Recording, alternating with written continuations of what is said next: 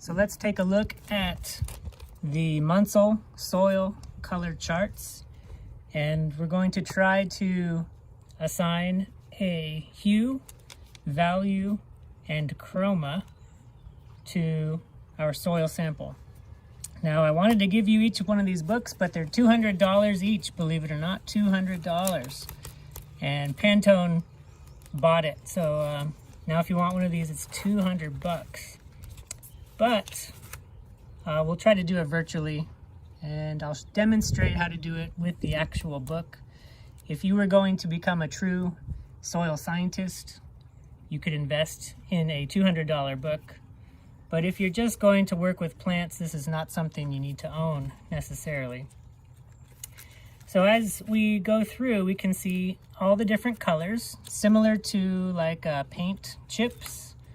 They're arranged in a spectrum, and there's a plastic sheet covering, so to try to help keep it clean. And then behind each of the pages, there's holes in the middle, and so that's so you could hold hold your soil up to the hole and try to see which color best matches. If you look on the opposite page, there are the actual names of the colors. In the top corner here, that is the name of the hue. And so starting over here, we have 10R. R is red, so this is a red hue. Here's 5YR, so that's a yellow-red hue. And then if we go all the way toward the back, we have, well actually that's another YR. There we go. There's our 2.5Y, so that this is a yellow hue. And you can see the names of the soil color correspond with this hue. The value is on the left-hand side. So as you go lower in number, it goes down to black, and higher in number goes up to white. And so you can see the comparisons of the different values here. And then your chroma is going to be on the bottom. So the highest chroma is going to be the deepest colors, and the lowest chroma is going to be absent of those pigments, and you see the spectrum in between. So how do we take our soil and try to compare it with these color charts? Well, there's a few things we've got here. We've got some masks, and you can see it's been used before, so it's a little dirty. But your eye can be kind of tricked when you look at all of these different colors. It's hard to see them apart. So we use the mask to help block out different colors so that we can only make subtle comparisons.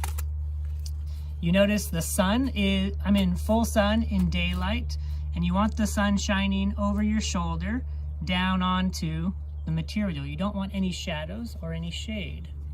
And if you're in a light soil, you can use a dark colored mask. If you're in a dark soil, you can use a light colored mask. And there's several ways to try to take our soil sample and compare it to the book. So I'm gonna start over here on the red page. And I've done a few things. First, the original intent for this is for you to use a natural bed. So a little clod of soil, and then you're supposed to find a natural clod of soil and then break it apart. This is the leftover from my soil test. So when I did the soil test, I saved my little ball. we're just going to pretend that this is a bed, and you want to break it open so that it's untouched soil, and ideally it should be a little bit moist. So if it needs to be, you can wet it down with a spray bottle, but this is plenty wet here. And you literally just hold this up like so, and you're trying to find the closest match. Now if that's a little tricky, you can undo these pages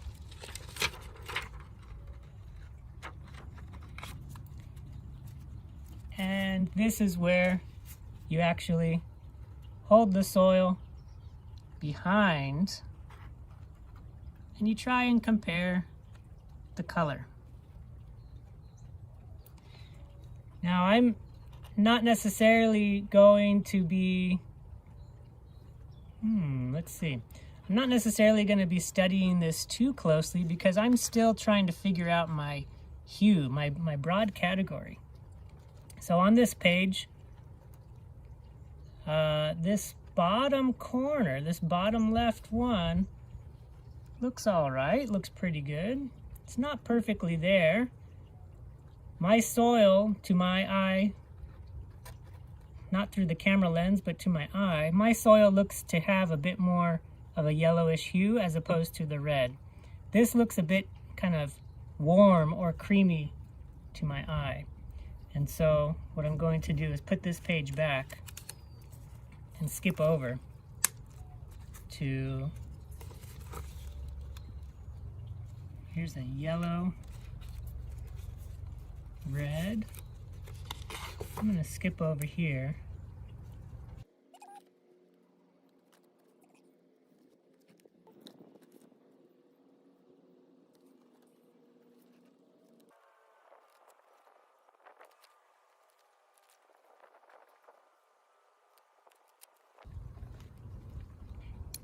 Okay, so I have found that when I compare all the different colors, I think this one right here looks like my winner.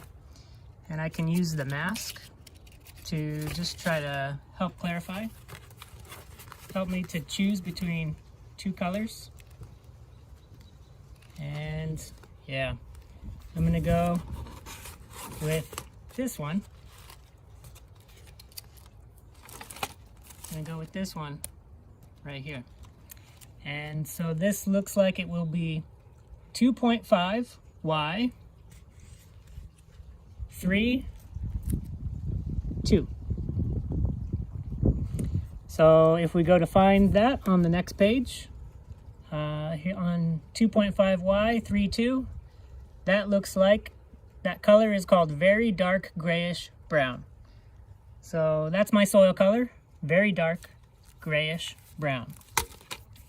Now, if you don't have a ped, if you can't find one of these, you could make one, of course.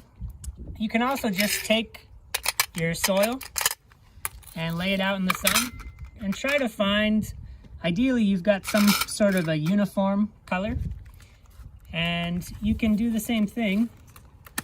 You can take your page and you can lay it over top and you try to find where the color looks to be the closest match.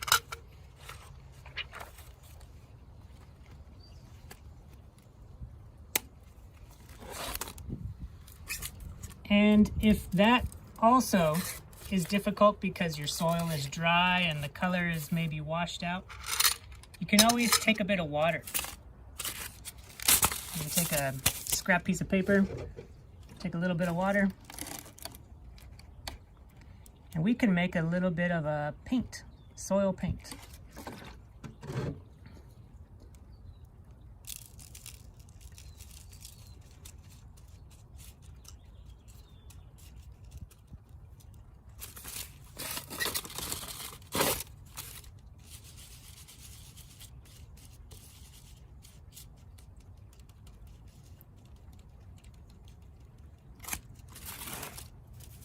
So you can make yourself a little paste, and with that you can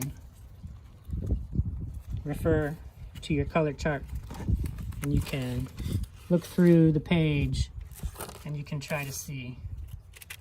And you hold this up, what does it look like?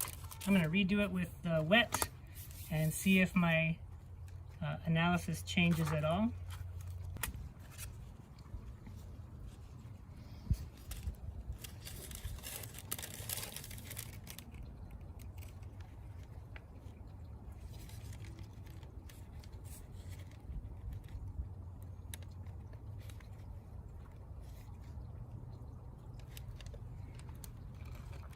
Yeah, so even with the wetted soil,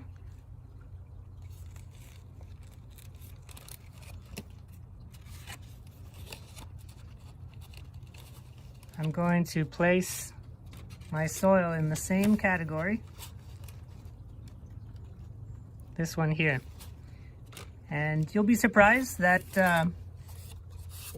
it's quite accurate. It's not 100% accurate, of course. There's some subjectivity here. But the goal for this is to try to standardize so that when I look at something, you'll see the same thing. So I'm going to write down that this is very dark, grayish brown soil. And then I'll write down my hue, value, and chroma, so that way it can give me some clues as to the mineral content of this soil.